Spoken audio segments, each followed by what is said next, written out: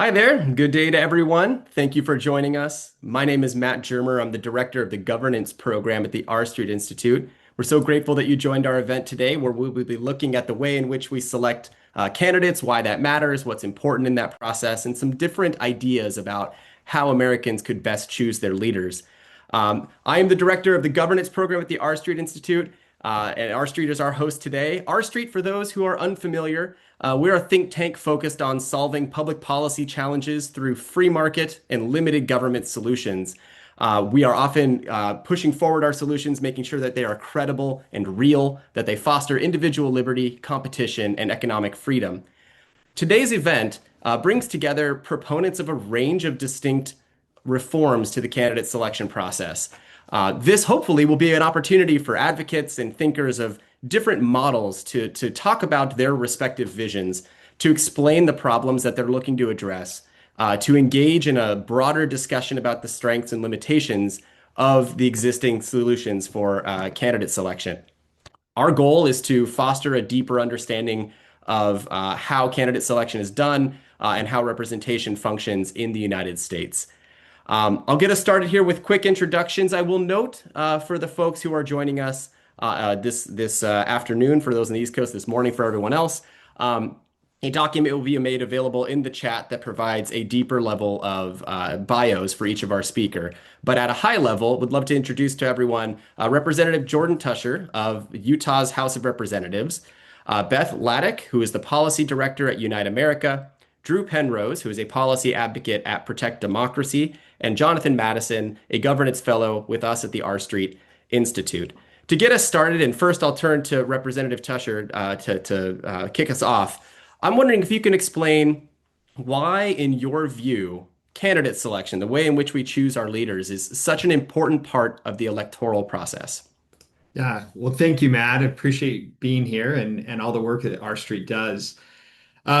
Selecting the candidate is fundamental in our system of government, especially in a representative democracy. Making sure that we have the right people in office to make those decisions is really paramount. And if we can't figure that out and have a system in which people feel like it's fair and that it's representative, then our system of government doesn't work. And I'll say, I think in Utah, the system that we have in the caucus convention system that allows for a grassroots process where local neighborhoods elect their own delegates that come forward and then go through a vetting process of the candidates and select them. And if there isn't a clear consensus, then it moves on to a primary. That type of system seems to work really well to allow for that representative democracy that allows for people to be engaged in the process, to be really well vetted, but also to not cause tons of money to flow in, so that it is really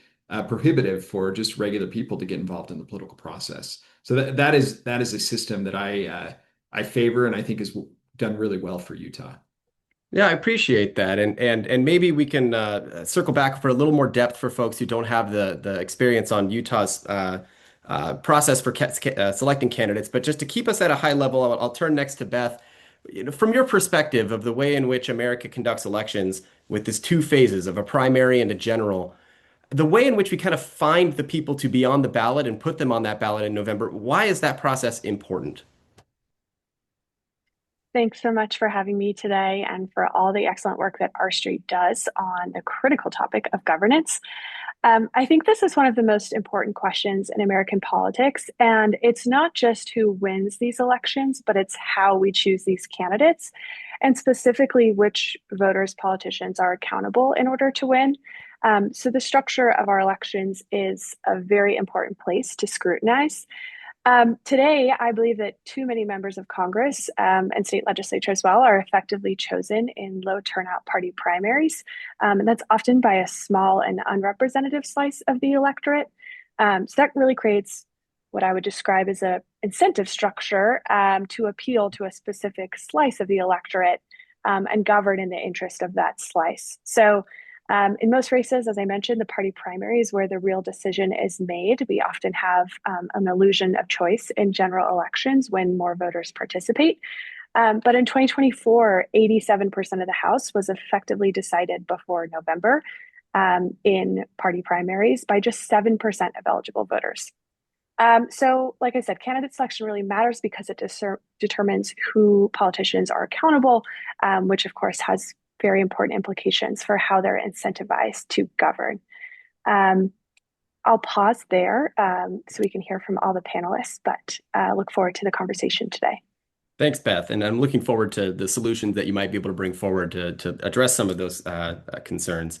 I'm going to pivot next to Drew to continue on this conversation of what makes this process important, but with a additional maybe detail to this of what part of the candidate selection process really grabs your attention as for being something to put extra emphasis and importance on. Thank you, Matt. That's a great question. Protect Democracy's mission is to prevent American democracy from declining into more authoritarian forms of government, which really informs how we come to this issue. To do that, we really need to strengthen democratic institutions.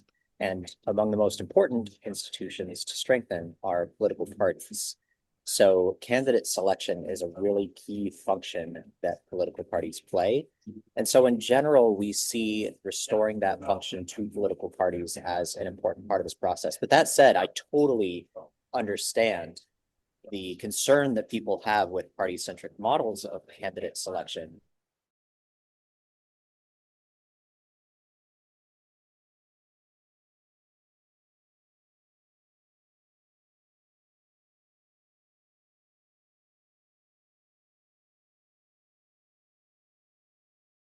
General election, that if you have an accessible general election and a competitive general election, then candidate selection becomes a less critical part to be dealing with, other than, of course, making sure that the general election is itself accessible. That's really hard to do in a winner-take-all system, which is why we have come to the idea of reforming the general election to something like a proportional system as a really integral way of resolving this issue while strengthening political parties. Appreciate that. Thank you, Drew. And I'm getting the sense we've got very different solutions on the map here. Jonathan, batting cleanup here in our introductory question.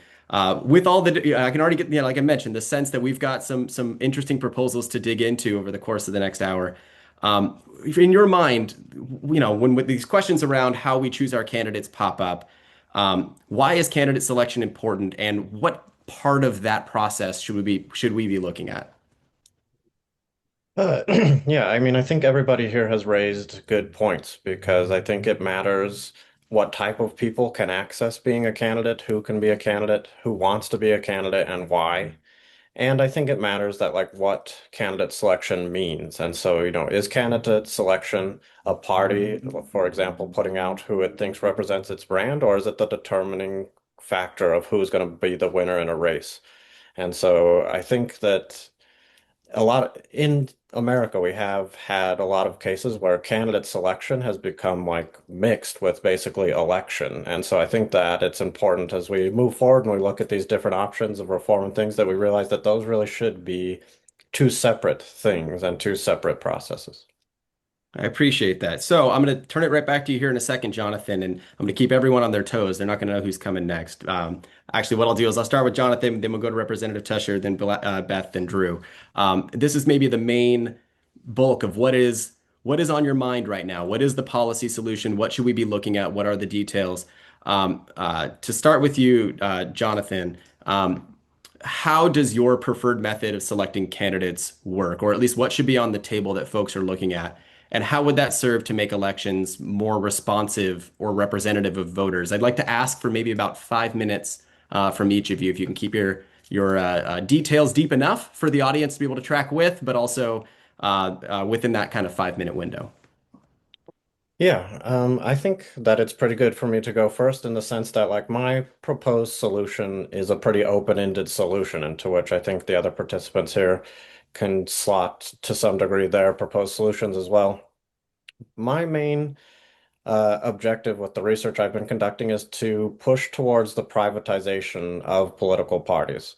And so to really make the candidate selection process candidate selection, if you will. And so what that would mean in practice is allowing political parties to choose their candidates however they want to choose their candidates because they're private organizations that have their own brand, their own identity, and they should choose candidates the way that they would like to do that.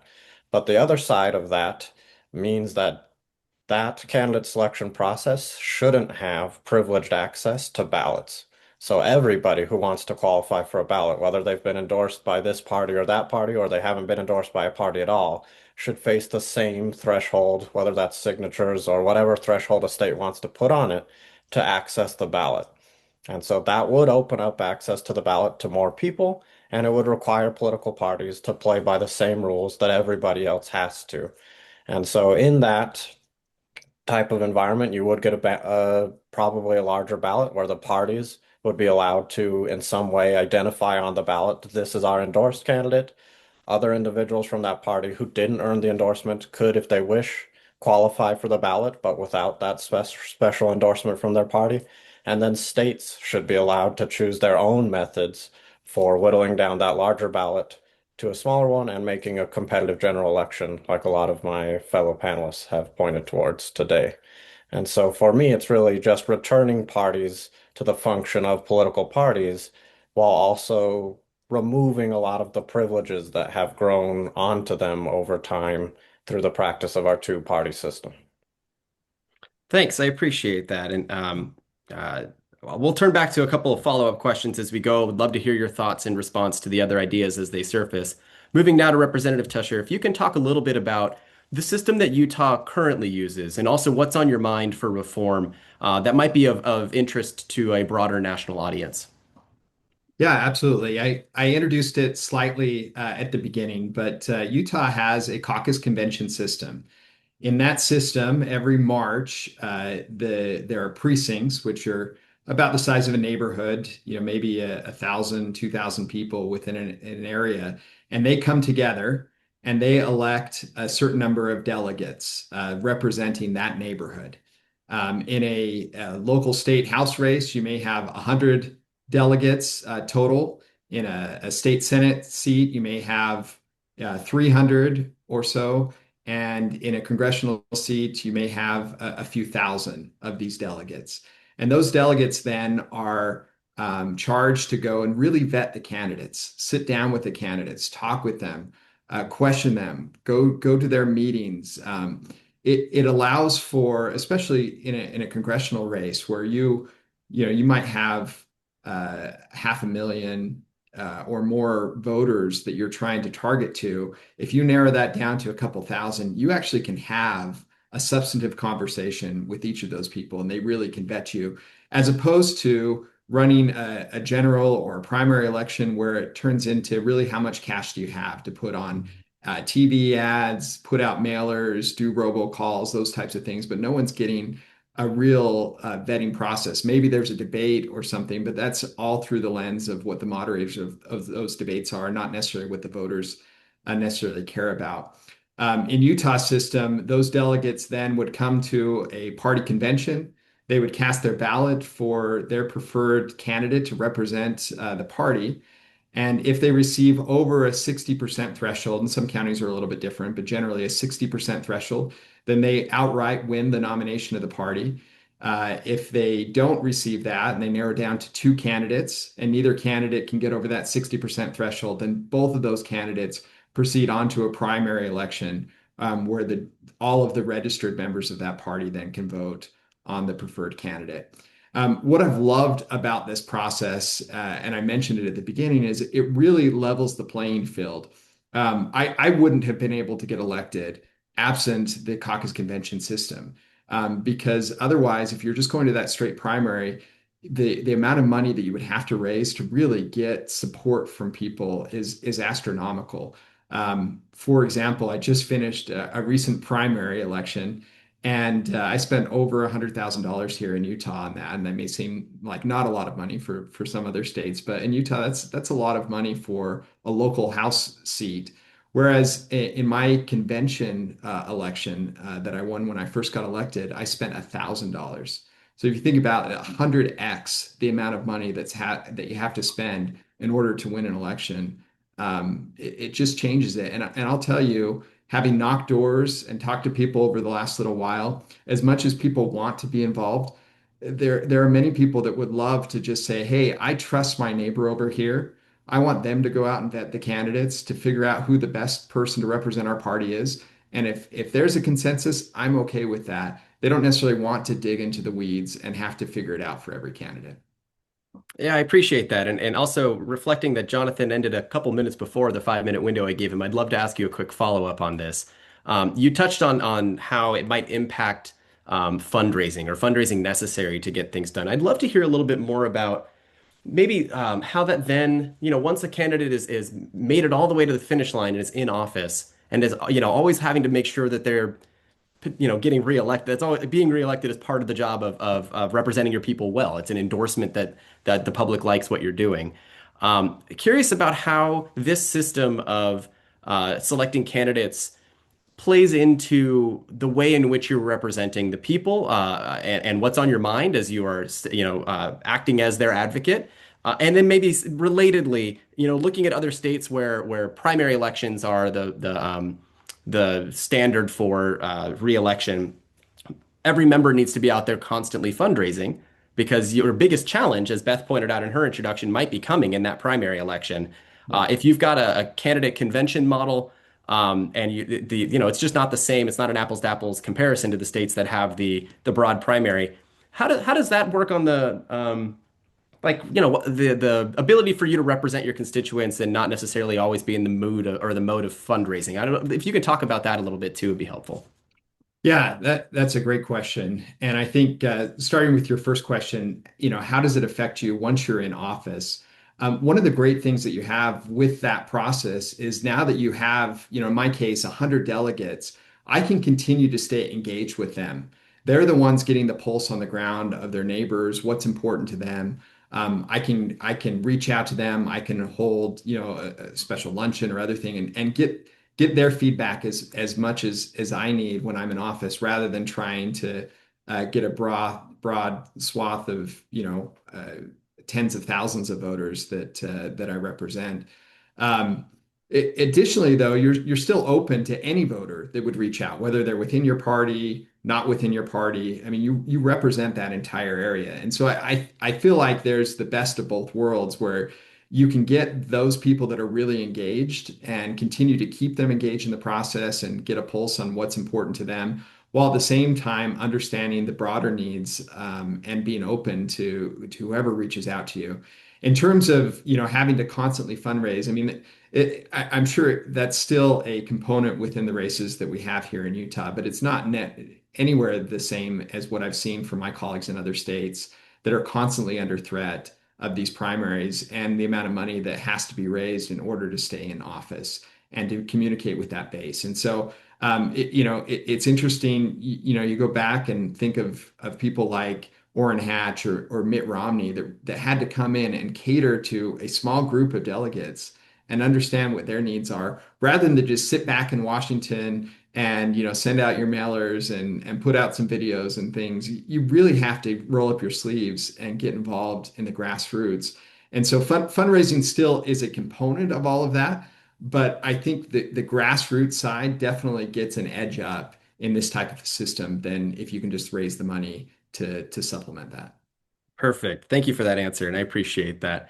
We'll turn now to Beth. In a bit of a fire and ice, we'll go from a much more I hesitate to use the word restrictive model. We'll say restrictive model where the electorate is more narrow to your solution, Beth, and what might be on the table. Would love if you could start off introducing what your reform ideas are, why you think that they are beneficial, and laying out some of those details. You got about 5 minutes.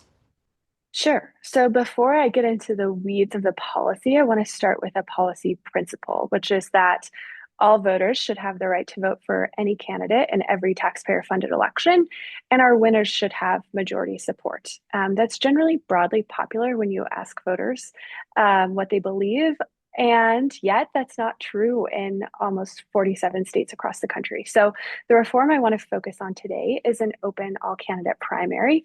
The policy design is quite simple. You have one primary ballot with all candidates on that ballot, and it's open to all voters. So instead of a separate Democratic or Republican Party primary, every candidate appears and every voter can select their preferred candidate. Then the top finishers would advance to a general election where a majority is required to win. There are many different flavors of all candidate primaries between top 2, top 4, and even a no primary system, as is used in Louisiana. And there are also different ways to reach a majority. You could use a system like ranked choice voting or a runoff election. But the whole idea is that the winner has to build broader support. Parties could still endorse, recruit, organize, and persuade around their preferred candidates before that open all-candidate primary. But what really changes is that there are no specific voters excluded from that publicly funded all-candidate election. One of the most powerful things about all-candidate primaries is that they can incite intra-party competition in the general election, meaning two members of the same party competing against one another. And what this actually means from a voter experience is that the candidates, their campaigns, and their policy platforms really matter. So be much more likely to experience a competitive general election rather than just the mudslinging of a candidate competing against one another's party affiliation. And I didn't say this at the top, but 92% of our congressional seats are safe for one party or the other. So in 92% of seats, this general election, the outcome is already almost certain. All candidate primaries are used in several states, including my home state of Alaska, as well as Washington, California, Nebraska for state legislature, and I mentioned Louisiana for some offices. So we have some evidence about their impact. And I wouldn't pretend that all candidate primaries alone are the solution to depolarize our politics or help incite a more functional and representative government. But I think they are one piece of the puzzle. I would also suggest that they're one of the more viable reform ideas. They do not require an act of Congress, as states are able to set the time, place, and manner of our elections. And this decentralization is so core to why we have different systems across our states. And so what works in one place might not work in every place. And I think that's the beauty of our election system in this country. But states do have the power to change the way that they select their candidates via party primaries. And I think I'll pause there, but I'm happy to go into further detail if you have follow-up questions or in the subsequent conversation. No, that's great. Thank you so much for introducing all candidate primaries. I want to turn to Drew next, and Drew, before we even get started, I'm going to give you the heads up. I'm going to also turn to you again as we move around the horn in the next round of questions. So you're going to be back to back. And from there, I'm going to continue kind of what is on my screen and around the clock format. So I'll go from Drew to Jonathan to Jordan to Beth. Drew, if you can introduce your policy idea and the ways in which it might benefit America, the quality of representation that we receive, some of the struggles that might be in front of us, and introduce it to the audience.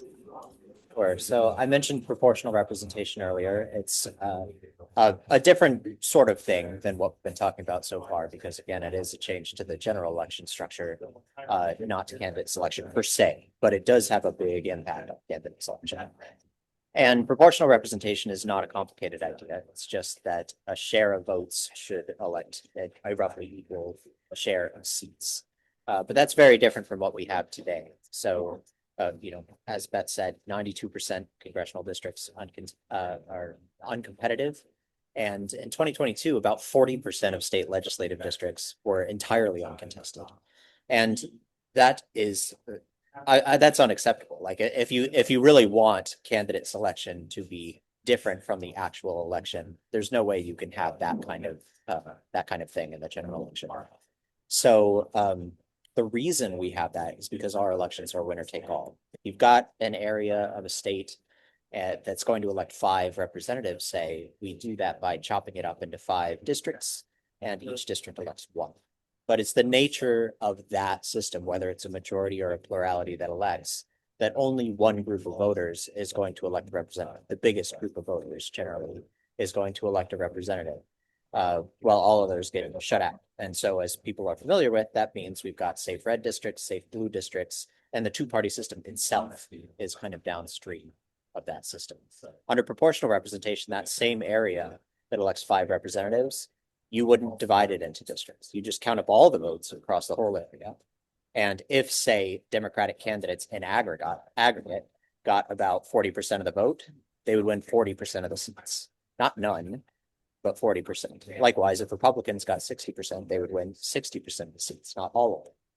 And so that also tends to open things up to additional parties because it's a lower threshold to just win one of those seats. And every election is competitive because you can always push that threshold up a little bit, get more voters out for your side, and win an additional one of those seats. Once you do that, then it becomes really possible to have the kind of nomination systems that we heard folks talking about without voters feeling like they are being excluded from the election itself, because they can have a diverse set of nominees to choose from, both within and across parties. There will be multiple winners. And under those circumstances, when every election is competitive, the political parties have a really strong incentive to recruit popular candidates who can actually reach out to people. This, by the way, is not a new idea. It's not like experimental or anything like that. This is the normal way that elections are done across the world. Most modern democracies do it that way. I think there's a strong argument to be made that the founders who, when at the Constitutional Convention, would have required this for the House of Representatives, except it literally had not been invented yet. It was invented about a century later. But now is the normal way of doing elections across most of the world. And that simple change right there has a huge impact. I've only mentioned a few of the things: competition, strengthening political parties, but also breaking up the two-party doom loop that brings us into this polarized politics, improving representation across different layers of diversity, improving women's representation, and a number of other benefits as well. Also not a panacea. I said, it is the normal way of doing democracy. And it's not like other countries don't have problems, but they don't have gerrymandering, right? They don't have the two-party polarization that we have. So it does solve a lot of problems that are uniquely present in the United States. I appreciate that. Thank you. And by way almost of direct follow-up, I want to pivot to our next question, which is, how do you respond to some criticisms that are common for the solution that you provide? That'll be the broad question for each of the 4 of you, but I'll make them a little more narrow to each of them as we move forward. So Drew, turning to you first, how do you respond to a couple of things that often pop up in the discussion around proportional representation? One is, it's not something Americans really have done. And so it would both require a culture shift in some ways, but also might create confusion. So that's kind of question or criticism number 1 is confusion and culture shift. And number 2 is, does this remove some of the individuality of candidates? There's a difference between who different Democrats or Republicans or candidates are. And if seats are divided up based on proportions, I think there's a fair argument to be made that this makes all, in the minds of voters, all members of a party the same, and creates less room for individuality for candidates. And so for both, so individuality and then kind of voter confusion are the 2 I'd love to have you address. Yeah, those are both really great questions. So you're right. The United States, this is not part of our history for the most part. And that is a challenge to get over when it comes to elections in the United States. The normal way of doing elections in other countries, but there so far has not been, for example, a state legislature electing its members through proportional representation. There have been some local uses, and they've been quite promising. But it'll be a step up. I think we're at a place in our politics now where people will be interested in something like this at, say, the state legislative level or for Congress, given the depth of the political dysfunction that we're seeing at those levels, really across the board, owing to our exclusive use of winner-take-all elections. So people are more familiar with what's going on in other countries today. I've been working in electoral reform for a little over a decade, and generally my impression has been that when people are first introduced to the idea, it is a worldview shift, because the way we do elections, the analogy is the water we swim in. Like, people don't even know that it's a choice, when in fact it not only is a choice, but an incredibly impactful choice that we continue to make. But the flip side of that is that once a reform is adopted, it very quickly becomes incorporated into the political culture of the place that has adopted it. So people cease being confused about why their ballots look a certain way after a couple of election cycles. That said, voter education is absolutely integral for any election reform, and certainly also for proportional representation for several election cycles, really ongoing. There should always be voter education. As to your question about individuality, there is a spectrum from how much a system is focused on candidates as individuals to how much it's focused on groups of candidates. And generally, proportional representation pushes things a little bit more in the direction of groups, which I think I see as a good thing, because that is how politics works. Politics is a team sport. Nobody governs alone. Nobody votes alone. It's always a kind of collective endeavor. So it's useful to understand what coalitions are as you're going into an election. That said, I mentioned earlier the incentives that political parties have when recruiting candidates, since after all, this is an event on candidate selection. And when you look at places with proportional representation, particularly if they have a candidate-centric form of proportional representation, like open list, where voters are still just voting for candidates, they're not voting for political parties, they're voting directly for candidates. What the political party wants to do is they want to recruit candidates that will each be able to connect with distinct constituencies. In Ireland, they actually divide up. They have multi-member districts that elect as many as 5 members, but they divide it up geographically, and the candidates campaign to different areas. So it's actually not too different from districts. It's just that they're not drawn by somebody else years before an election takes place. They're more flexible, more fluid, more connected to actual communities and their political interests. So you do still have a variety of candidates. They're still campaigning for their own individual votes, but you wind up with fair representation overall. And things do push a little bit more in the direction of understanding not only who the individual candidates are, but how they fit together, how they're going to govern together. I appreciate that. And to be honest, I've never heard of the kind of quasi-district framings. I'm grateful to hear about that. And I want to dig more into that perhaps after this event. I'm gonna skip Jonathan Madison here for a minute, and I'll explain why. Jonathan's proposal is in some ways a hybrid of some of the other things in front of us, and so rather than spoil my criticisms for Representative Teuscher and for Beth, well, I'll start with them, and then I'll pivot back to Jonathan to explain himself accordingly. So I'd like to turn to the representative next. Your Utah solution, and maybe what you might think has some real value around the rest of the country. Criticisms might fall along the lines of this is a very narrow electorate. As you mentioned yourself in the course of your representation of your district, you pay additional attention to those who are part of that primary process. I guess at a high level, the kind of first question is, how does that sit with you about just a much more narrow electorate responsible for showing up on the ballot again? And then I'd add to that, thinking back to the structure of how candidates are chosen and separate from the rest of the process. What is your view for the role of independent voters? I know, or unaffiliated voters. I know I'm a native Californian, like so many Utah residents these days. But so many of us out west are unaffiliated for all sorts of different reasons. Many states, even I want to say, have unaffiliated as the most popular category for voter registration. What are your thoughts on the way in which unaffiliated voters should be contributing to the process of selecting candidates? So the two parts being, narrow band that it has a kind of additional extra attention, and the role of independence. Yeah, great question.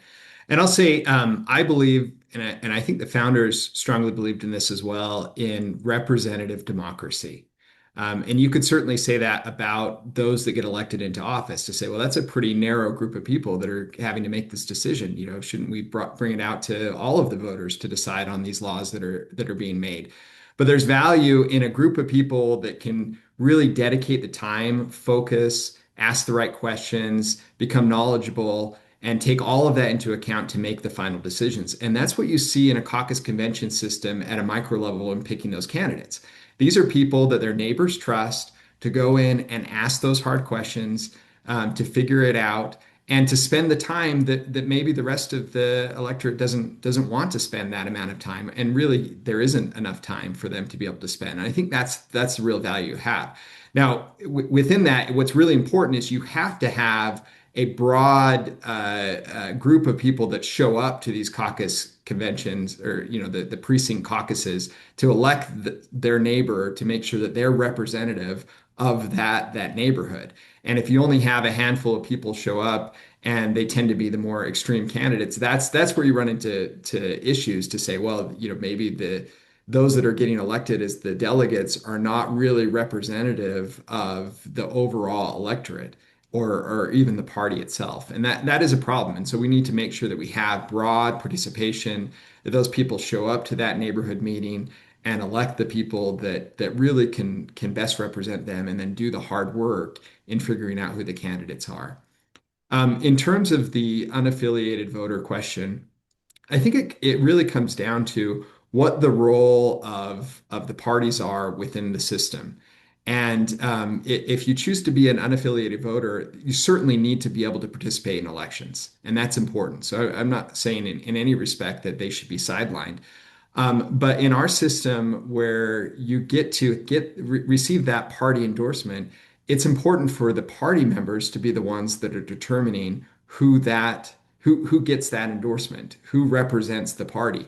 And it wouldn't be fair to say, well, everyone in the state gets to decide who the representative of a particular party is. That doesn't make sense at all, because they don't have those same values and shared beliefs that you want to move forward. And I think that's part of the value in a party-like system, maybe different than how Beth feels, in that there's so many voters that really just want an easy button.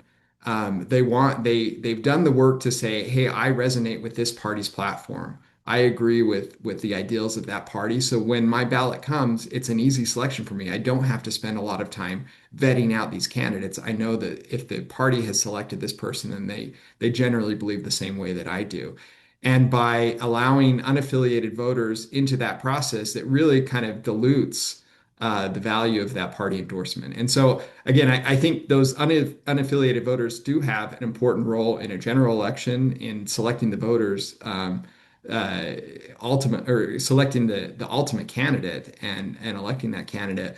But in selecting who gets to represent the party, that should be focused on the actual party members, to make sure that those people really represent the platform and ideals of that party.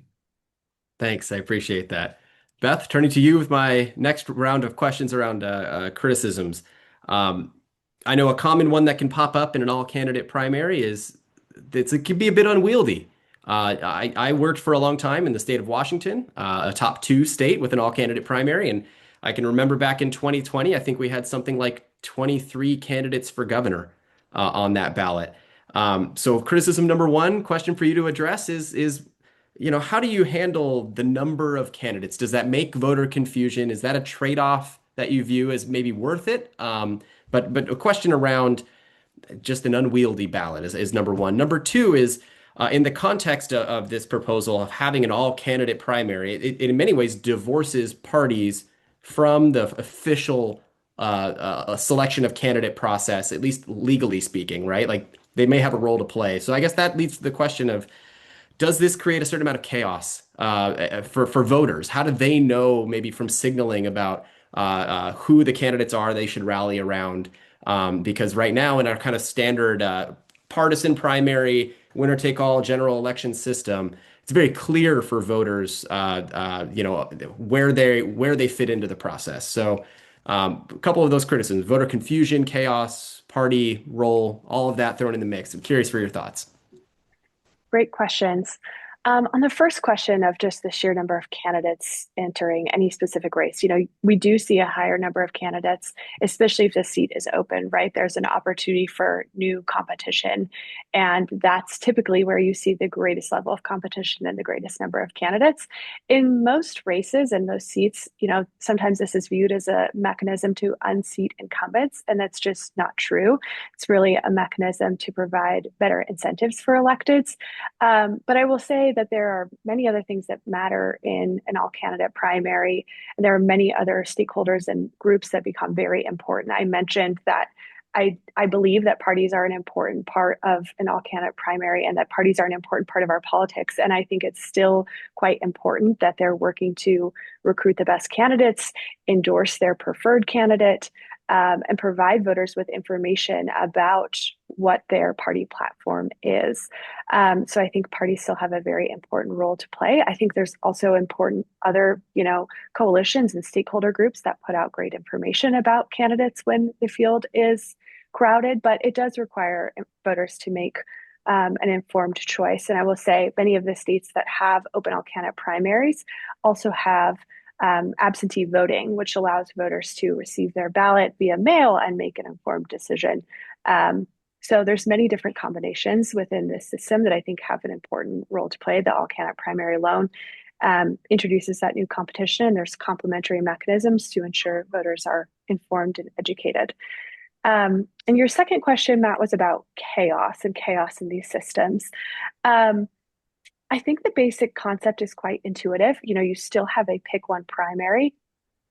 The general election might introduce a new majority winner mechanism, but a lot of research on these systems and their use in real life finds that voters find ranked ballots or other forms of majority winner mechanisms simple, especially after their first exposure to that system.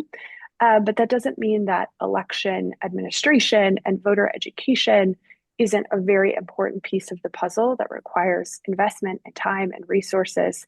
So I would say that it's important to grapple with the critique that the system is different, but I would say that that's not an insurmountable barrier. And if the system yields better outcomes when it comes to governing, then I think it's worth that transition. I can talk more about Alaska's experience, but like I said, I'm from Alaska and they had to implement this system rather quickly. Our congressman of 51 years passed away suddenly. Alaska is also one of the most geographically complex states, with 80% of its communities not reachable by road. And so it gives me some optimism that if a state as geographically complex, as demographically complex as Alaska can implement an all-candidate primary, then we have a playbook and proof that this system is possible to administer.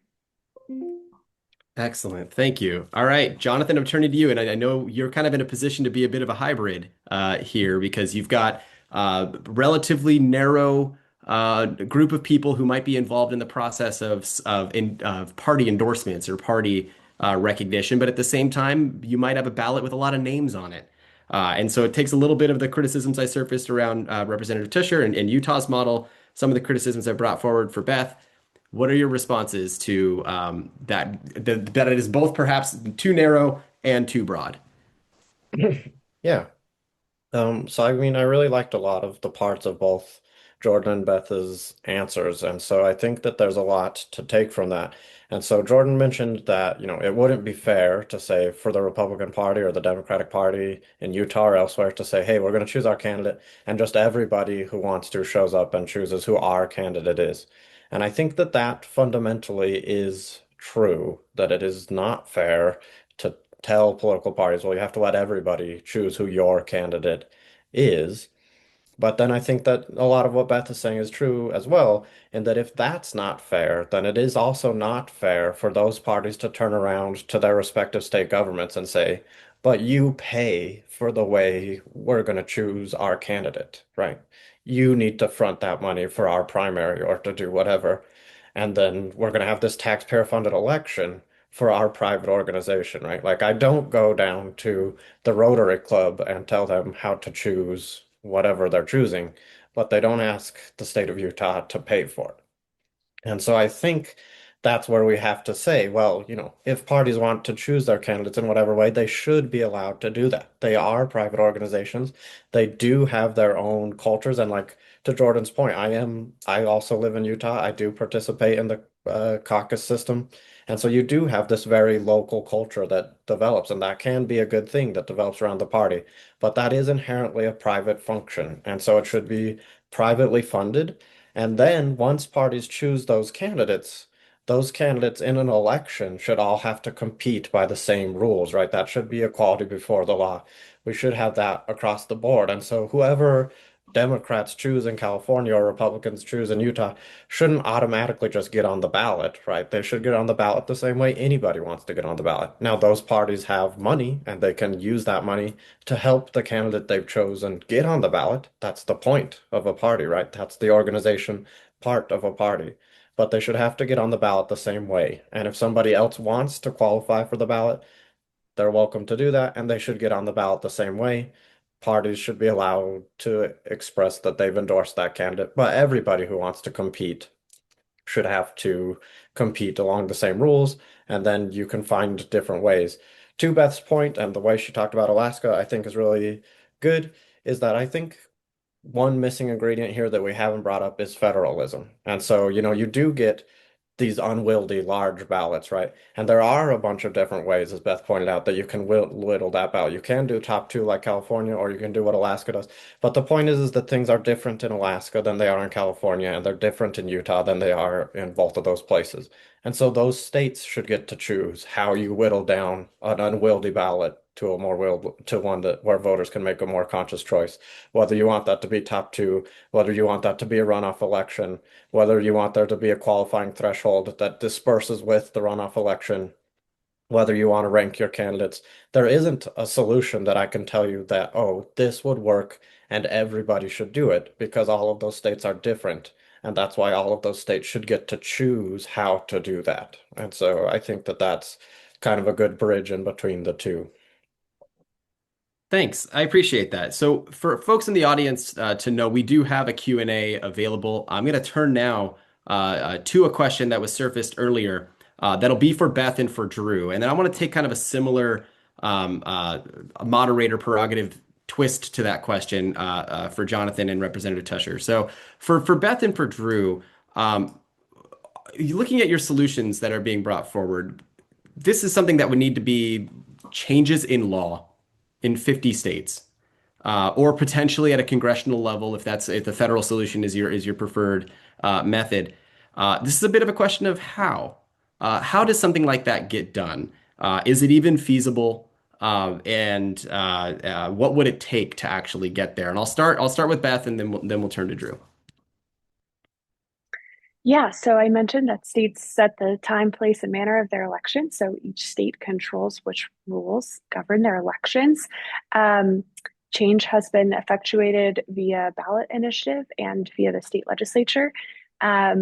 Last year, New Mexico passed a bipartisan bill to implement a semi-open primary, which enfranchised close to 400,000 independent voters in the primary election. Maine has also passed change legislatively. Semi-open primary would describe as an incremental step along the way to a more powerful solution, but enfranchising independents in the election of consequence is an important step along that pathway. Change can also happen via ballot initiative. So the Alaska system I described was passed by voters in 2020, implemented for the first time in 2022. Ballot initiatives are much more costly, I would say, and can take time to educate voters and inform them of which primary system they have, what a different proposal could look like, what a different proposal might mean in their state.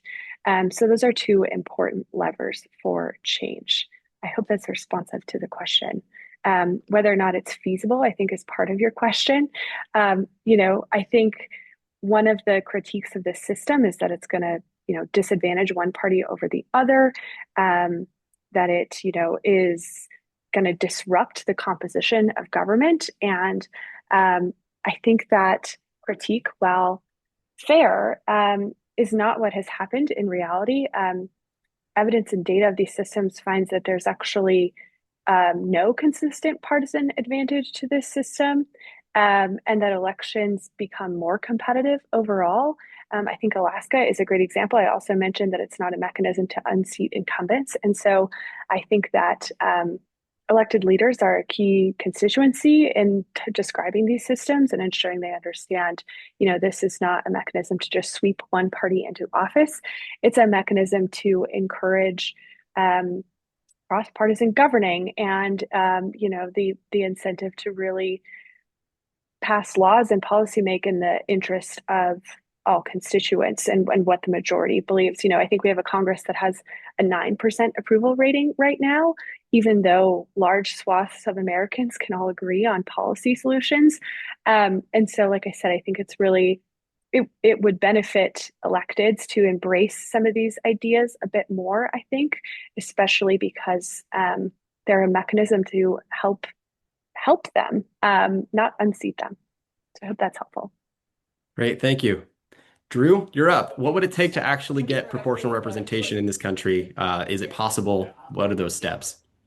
Yeah, Beth actually said a lot of the things that I think I would say with regard to that. So ballot initiatives are a great way for people to be able to enact these changes themselves if self-interested legislators are unwilling to do it.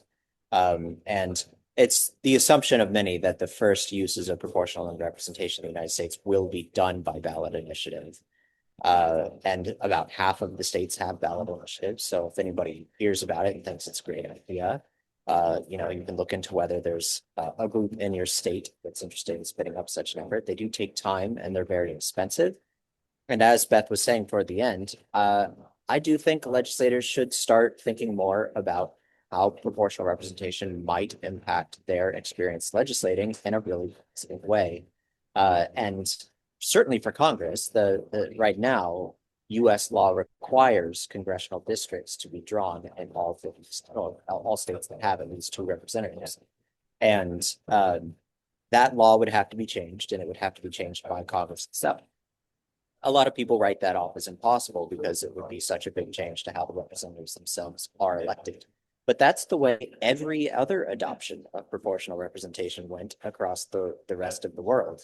And so we know that when legislators are in a position where their current process is untenable, where it's not going to be stable, and they're likely to lose their seats anyway, they do start becoming interested in reform.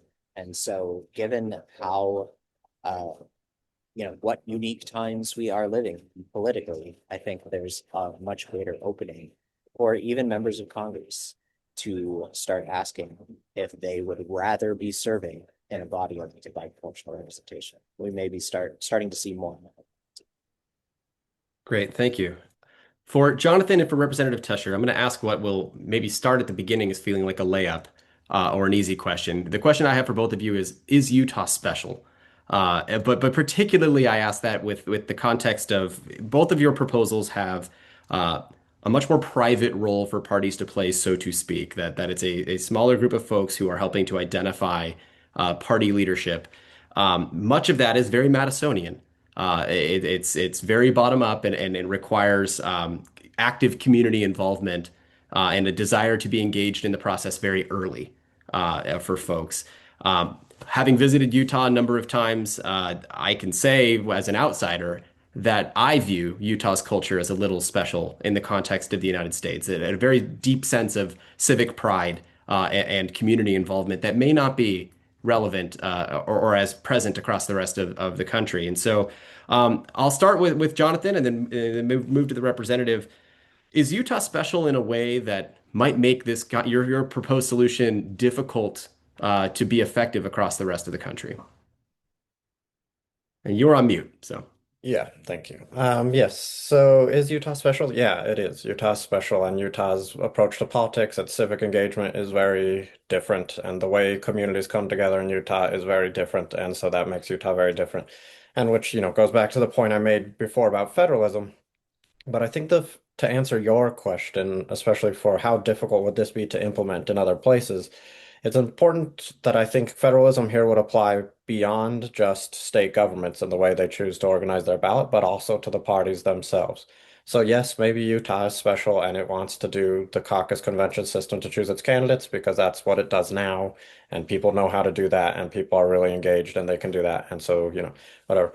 But then the Republican Party in your state, Matt, or the Democratic Party in California, maybe they don't have that. They don't have the mechanisms to bring that about. They don't want to do that. That sounds terrible. So they can still hold a primary election if that's what the party chapter in that state wants to do.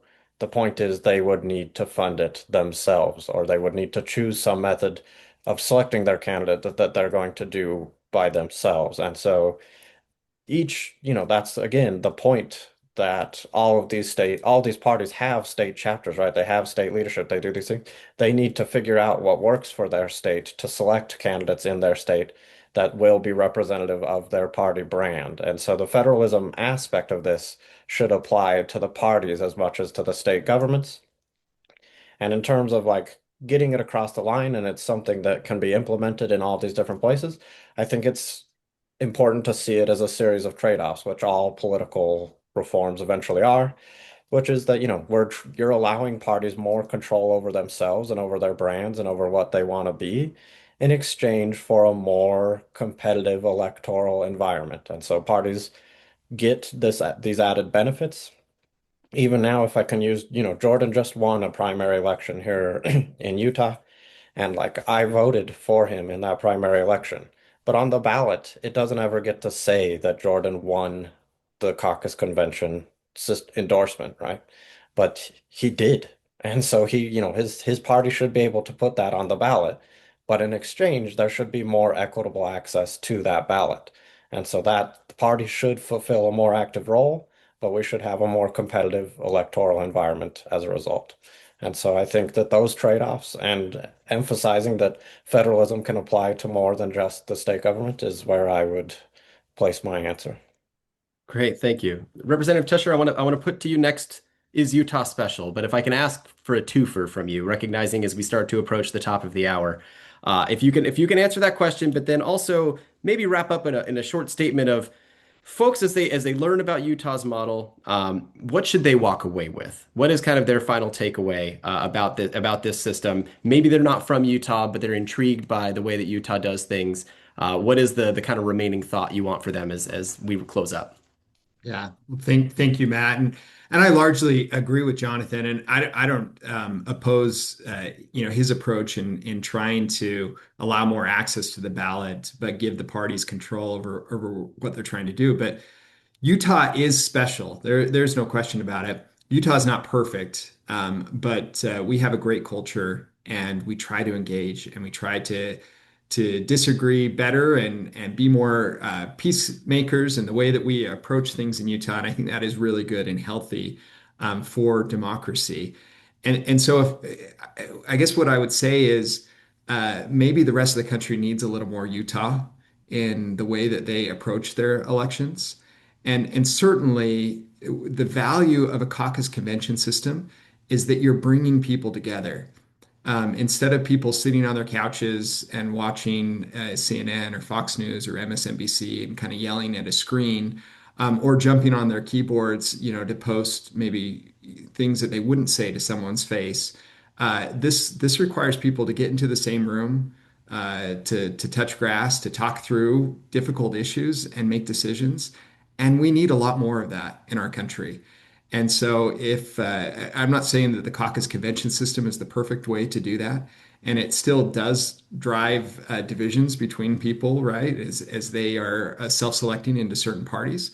But the more that we can drive civil engagement and people getting involved and not just receiving a ballot at some point and having to make a decision, but actually having to talk to people and engage in those conversations, I think the better off that we'll be. And so I guess in some ways that's an answer to your second question there is as people look at Utah's system, there are flaws and we're continuing to work on it. And we haven't even talked about kind of how the signature path overlays with Utah's system, which is very controversial in Utah. But I think the bottom line here in all of these systems is how can we present a system in a way that allows voters to be engaged in it, allows them to be able to vet candidates in a clear way, and to have people that once they're in office, they feel accountable and responsible to the people that elected them. And I think that Utah's system in the caucus convention system does that in a way that's different than other types of models, even the ones that we've talked about today. But any of these models that allow for more of that, I think is a step in the right direction. Excellent. Thank you. We've got just about a minute left. I'm going to again use some moderator prerogative. Jonathan, I'm going to cut your final statement. We can talk about it later within the confines of R Street. Beth, I want to give you about 30 seconds, and then I need about 15 of my own to wrap us up. So if you can give us what the remaining takeaway should be for folks listening in today. Sure. And I'm actually going to take a note from Matt's email signature where he said that at the bottom of Matt's email signature I saw recently, he said primary season is the most important election season and make a plan to vote. So if you've taken nothing away from today, the primary election is a very important election. If you're able to vote in it, I would encourage you to make a plan to do so. But I would just like to thank you for hosting this conversation, Matt and R Street, because I think the candidate selection is one of the most important pieces of our politics to scrutinize. And I think the beauty of today was hearing from many different perspectives on how that's done and how it could be optimized. So thank you for hosting this timely conversation. Thank you so much. And I'll use that to say thank you to all of you for joining us in this conversation. Thank you to our audience for tuning in. For those who have additional interest in the work that R Street does, I encourage you to visit our website, rstreet.org. You can learn more about future events like this one at rstreet.org/events. I'm sure we'll be having another elections related conversation in the not too distant future. So be on the lookout for notifications and emails related to that. Along those lines, thank you everyone for joining us today. Thank you again, panelists, and we will see you next time.